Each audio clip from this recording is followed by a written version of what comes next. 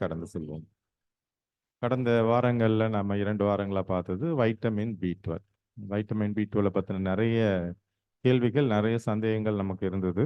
அது குறித்து தான் திரும்பவும் இந்த வாரம் தொடர்ச்சியை பார்க்க போகிறோம். அதற்கு முன்பாக நான் ஸ்க்ரீன் ஷேர் பண்ணிட்டு இந்த தலைப்பின் கீழே போகலாம்.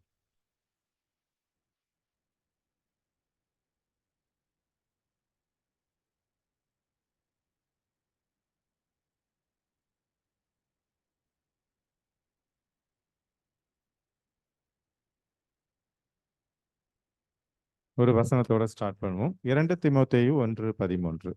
நீ கிறிஸ்து இயேசுவை பற்றும் விசுவாசத்தோடும் அன்போடும் என்னிடத்தில் கேட்டிருக்கிற ஆரோக்கியமான வசனங்களின் சட்டத்தை கை கொண்டிரு.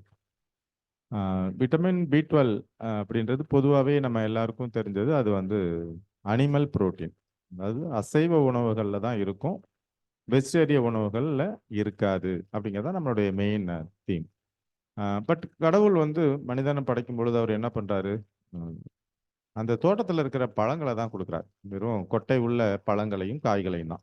ஒன்ஸ் பாவத்தில் விழுந்ததுக்கு அப்புறம் தான் ஒரு வெளியின் பயிர் வகைகள் நம்ம புசிக்கிற இப்போ அரிசி, கேழ்வரகு, கோதுமை இதெல்லாம் நம்ம அதுக்கப்புறம் தான் அவர் கொடுக்குறாரு. நான் வெஜிடேரியன் எப்போ கொடுக்குறாருன்னா ஜலப்பிரளயத்துக்கு பின்பாக. ஜலப்பிரளயம் முடிஞ்சதுக்கு அப்புறம் ஒன்றும் தாவரம்லாம் எதுவும் கிடையாது. அப்பதான் என்ன சொல்றாருன்னா பரிசுத்தமான மிருகங்களை உனக்கு நான் உணவாக கொடுத்தேன் அப்படிங்கிறத நம்ம பார்க்குறோம். அப்போ தேவன் மனுஷனை படைத்த உடனே பாவத்தில் விழுறதுக்கு முன்னாடி அவர் கொடுத்த உணவுகள் தான் வெஜிடேரியன் ஃபுட்டு. அப்போ கண்டிப்பா வெஜிடேரியன் ஃபுட்ல விட்டமின் பி 12 இல்லாமலாம் இருக்காது. மருத்துவ உலகம் அதை கண்டுபிடிக்கல. மருத்துவ உலகம் என்ன சொல்லுதுன்னா அது நான் வெஜிடேரியன் ஃபுட்ல இருக்கு அப்படின்னு சொல்லுது. அது இல்லாமல் வெஜிடேரியன் ஃபுட்ல எது எதுல இருக்குங்கிறத நம்ம பார்க்கலாம். இப்போ தேவன் ஒரு மனிதனை படைக்கும் பொழுது, ஏன்னா மருத்துவ உலகத்துல பார்த்தீங்கன்னா நிறைய வியாதிகளுக்கு காரணமே இன்னும் தெரியல. பாதி வியாதிகளுக்கு காரணமே தெரியாது. நரம்பு சம்பந்தமான வியாதிகள் பார்த்தீங்கன்னா 100 வியாதிகள் இருக்குன்னா 10 வியாதிகளுக்கு தான் மருத்துவமே இருக்கு. மீதி வியாதிகளை வேணா டயக்னோசிஸ் பண்ணலாம ஒழிய ஒன்றும் பெருசா வைத்தியங்கள் கிடையாது. நிறைய வியாதிகளுக்கு ட்ரீட்மெண்ட் சாகிறத கண்ணுக்கு முன்னாடி பார்த்துக்கிட்டே இருப்போம், அவ்வளோதான். டுச்சினி மஸ்குலர் டிஸ்ட்ரஃபின்னு ஒரு கண்டிஷன் அவங்களுக்கு தெரியும். பார்த்தீங்கன்னா அந்த கெண்டைக்கால் வீங்கிரும். ஒரே குடும்பத்தில் 2 குழந்தைங்க 3 குழந்தைங்க கூட பார்ப்பாங்க.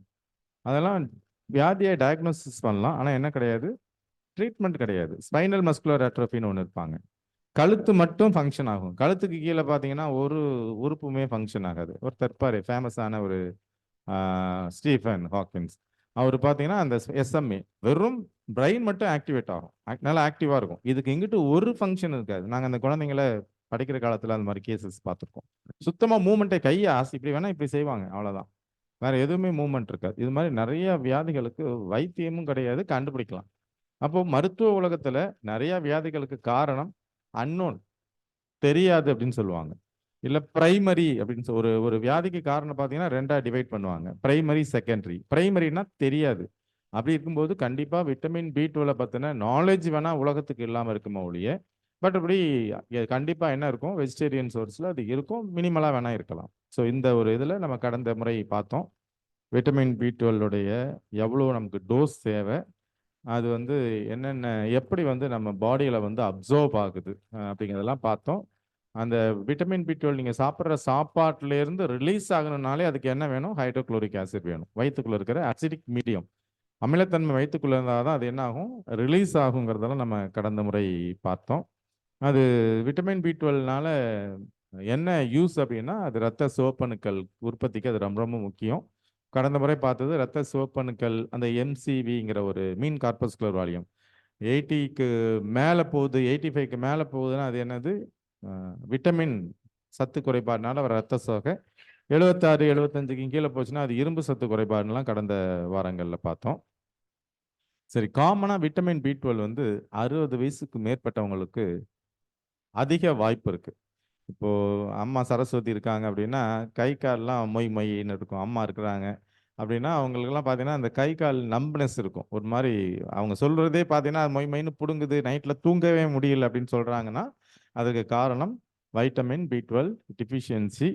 காமனாக 60 வயசுக்கு மேற்பட்டவங்களுக்கு இருக்கும். பொதுவாக விட்டமின் பி 12 ஏறக்குறைய 5 வருஷம் லிவரில் ஸ்டோர் ஆகிருக்குன்னு சொல்கிறாங்க.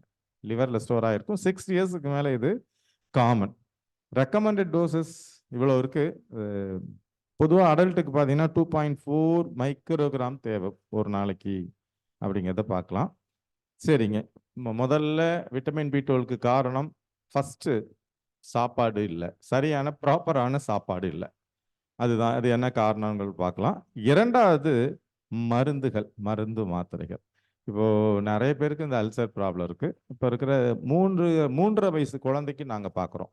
எல்கேஜி படிக்கிற புள்ளை ஸ்ட்ரெஸ்ல வருது. ஹோம் ஒர்க் எழுதுன்ட்டு அவங்க அம்மா ஏதோ அந்த புள்ள ஒரு பெரிய படிப்பு படிக்கிற மாரி, அத போட்டு அத ஸ்ட்ரெஸ் பண்ணி, அது வந்து ஹோம் ஒர்க் எழுத மாட்டேன்னு சொல்லி, இப்படி போடு, அப்படி போடு. இது ஒரு பெரிய ஸ்கூல் காம்பவுண்ட் வால்ல போய் நின்னீங்கன்னா, இந்த மதர்கள் பேசிக்கிறத பார்த்தீங்கன்னா, என் பிள்ளை ஃபர்ஸ்ட் மார்க் எல்கேஜில. அது ஒரு பெரிய விஷயமா பேசி, இந்த மாரி பல பிரச்சனைகள்னால எல்கேஜி பிள்ளைங்களுக்கே என்ன பண்ணுதுன்னா, கேஸ்ட்ரைட்டிஸ் வருது.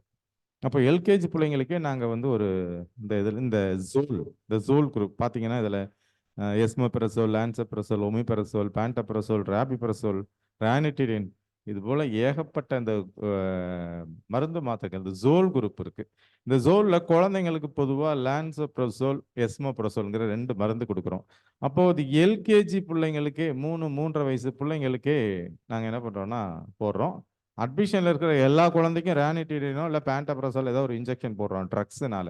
அப்போ இந்த ட்ரக்ஸ் என்ன பண்ணுதுன்னா அமில சுரப்ப போய் நிறுத்துது. ஆசிட் செக்ரேஷனை போய் நிறுத்துறதுனால என்ன வருது? விட்டமின் B12 டெஃபிஷியன்சி வருது. ஸோ மெயின் விட்டமின் B12 டெஃபிஷியன்சிக்கு ஒரு காரணம், முதல் காரணம் உணவா இருந்தாலும், 2வது காரணம் என்னன்னா மருந்து மாத்திரைகள். அதிலும் குறிப்பாக அல்சருக்கான மருந்து மாத்திரைகள். வயிற்று புண்ணுக்கு எடுக்கிற மருந்து மாத்திரைகள் பல காலங்கள் தொடர்ந்து எடுப்பாங்க. ஒன்ஸ் அது பழகிட்டாங்கன்னா, அந்த மாத்திரை சைக்கலாஜிக்கலா அதுக்கு வந்து ஒரு மாரி டிபெண்டன்ட் ஆயிடுவாங்க. ஸோ அந்த மாத்திரை போட்டா தான் அவங்களுக்கு என்ன இருக்கும்? வயிறு நல்லா இருக்குங்கிற ஒரு இது இருக்கு. ஸோ அது மட்டும் இல்ல. எல்கேஜிலேருந்து நீட்டுக்கு படிக்கிற பிள்ளைங்க வரைக்கும் இந்த கேஸ்ட்ரைட்டிஸ், ஸ்ட்ரெஸ் ஒரு மெயின் காரணமா இருக்கு. உணவு பழக்கவழக்கம் எல்லாமே இந்த ஃபாஸ்ட் ஃபுட், ஜங்க் ஃபுட் சாப்பிடுறது ஒரு மெயின் காரணமா இருக்கு. இதெல்லாம் வந்து விட்டமின் B12 அப்சார்ப்ஷன குறைக்கிறதுக்கான காரணிகள். அதனாலயும் வருது. அடுத்தது வீகன் டயட். நீங்க இங்க யாராவது வீகன் டயட் இருக்கீங்களா? வீகன் டயட்னா தெரியுதுங்களா என்னன்ட்டு? அவங்க வந்து நான்வெஜ் மட்டும் இல்ல, பாலையுமே தொட மாட்டாங்க.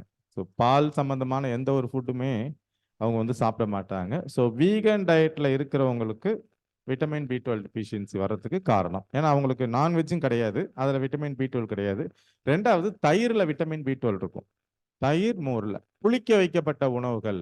இதுல வந்து பார்த்தீங்கன்னா, விட்டமின் B12 நெறையா இருக்கும். அதனால தான் நம்ம முன்னாடி பார்த்தோம். ஒரு சில பழங்கள்லயும் இருக்கு. ஏன்னா பழங்கள் அக்காலாம் ஒரு காலத்துல டிஸ்கஸ் பண்ணியிருக்கிறோம். பாதாம், தேங்காய் இதெல்லாம் இருக்கிறது வந்து ப்ரூவ் ஆயிருக்கு. அப்போ வீகன் டயட் உள்ளவங்க வந்து பால் வேணா எடுக்க வேணாம். ஆனா தயிர், மோர் சேர்த்துக்கும் பொழுது அவங்களுக்கு விட்டமின் B12 என்ன பண்ணும்னா கிடைக்கும். அடுத்தது அ சர்க்கரை வியாதிக்காரவங்க. சர்க்கரை வியாதிக்காரவங்கள்ல மெட்ஃபார்மின் அப்படின்னு ஒரு மாத்திரை எடுக்கிறாங்கல்ல. மெட்ஃபார்மின் எல்லாருக்குமே காமனா யூஸ் பண்ற மாத்திரை. மெட்ஃபார்மின் 500, கிளைகோமேட், கிளைசிஃபேட் இந்த மாதிரி நிறைய கேமெட் இது மாதிரி நிறைய மருந்து மாத்திரைகள் இருக்கு. இந்த மெட்ஃபார்மின் மாத்திரை எடுக்கிறவங்களுக்கும் இந்த விட்டமின் B12 டெஃபிஷியன்சி வர்றதுக்கான வாய்ப்புகள் ஜாஸ்தி. அப்போ குறிப்பா அல்சர் உள்ளவங்க, சர்க்கரை வியாதிக்காரவங்க, வேகன் டயட்காரவங்க சரியான ப்ராப்பரான பேலன்ஸ்டு டயட் எடுக்கல. வெறும் சோறு தான். 3 வேளையும் சோறே சாப்பிடுவாங்க. அது சோறு சாப்பிட்டா தான் அவங்களுக்கு திருப்தி. இவங்களுக்கு விட்டமின் B12 வர்றதுக்கான வாய்ப்புகள் இருக்குங்கிறத நம்ம வந்து பார்க்கலாம். சரி, இது இல்லாம வேற என்ன பிளான்ட் சோர்ஸ், என்ன வெஜிடேரியன் ஐட்டத்துல எது எதுல இருக்குன்னு பார்த்தீங்கன்னா, கடல்ல இருந்து கிடைக்கிற ஒரு சில வீட் அதுல இருக்கு. நிறைய சீவீட், கடல் உணவுகள், கடல் பாசி வந்து இப்போ நமக்கு எக்ஸாம்பிள் பார்த்தீங்கன்னா, நீங்க DHA mother Horlicks, junior Horlicks இது மாதிரி நிறைய இதில் பார்த்தீங்கன்னா டிஹெச்ஏன்னு ஒரு கெமிக்கல் சேர்த்துருப்பாங்க. இது எல்லாமே கடல் பாசிலேருந்து வர்றது தான். கடல் பாசியில் தான் அந்த டிஹெச்ஏங்கிற ஒரு டெக்ஸா ஹெக்ஸாயினிக் ஆசிட் அப்படிங்கிற ஒரு கெமிக்கல். இது இன்டெலிஜென்ஸுக்கு நல்லது. பிரெயின், ஐஸ், டெஸ்டிஸ், ஓவரி இதெல்லாம் அதோட கான்சென்ட்ரேஷன் ஜாஸ்தி இருக்கும். ஸோ இன்டெலிஜென்ஸ் அதிகப்படுத்தும். இது எல்லாமே இந்த கடல் பாசியில் தான் இருக்கு. ஸோ கடல் பாசி வந்து ஒரு மிக முக்கியமான ஒரு விட்டமின் B12 சோர்ஸ். ஸோ ஏதோ ஒன்றில் கண்டிப்பாக அதில் என்ன இருக்குது? விட்டமின். அது இல்லாமல் இதில் எல்லாம் இருக்குது. Apple, orange, blueberry, banana, dry fruits, அது இல்லாமல் மஷ்ரூம்ஸு, அது நம்ம நிறைய பேர் சாப்பிட்றதில்ல சீடு இல்லைன்ட்டு. பீட்ரூட்டு, பொட்டேட்டோ நிறைய இருக்கு. பட்டர் நட்டு நிறைய விஷயங்கள் என்ன இருக்குன்னா விட்டமின் B12 மினிமல் அமௌண்ட் இருக்கும். ஒருவேளை அனிமல் புரோட்டீன்ல அனிமல் ஃப்ளஷ்ல ஜாஸ்தி இருந்தாலும் இதுல எல்லாம் என்ன இருக்குன்னா கண்டிப்பா இருக்கு. இது இல்லாம பார்த்த யோகர்ட், டைரி ப்ராடக்ட்ஸ், தயிர், மோர், புளிக்க வைக்கப்பட்ட பொருட்கள் எல்லாம் என்ன இருக்குன்னா இதுல எல்லாம் வந்து விட்டமின் B12 இருக்கு.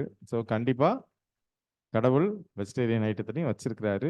அந்த உணவுகள நம்ம தேடி பிடிச்சு ஒரு நல்ல உணவுகள், ஆரோக்கியமான உணவுகள சாப்பிடும் பொழுது நமக்கு விட்டமின் B12 கண்டிப்பா கிடைக்கும். ஸோ இதோட தொடர்ச்சியை நம்ம அடுத்த வாரம் பார்க்கலாம். வாய்ப்பை கொடுத்த தேவனுக்கும் சபையோருக்கும் என்னுடைய நன்றியை தெரிவித்துக் கொள்கிறேன்.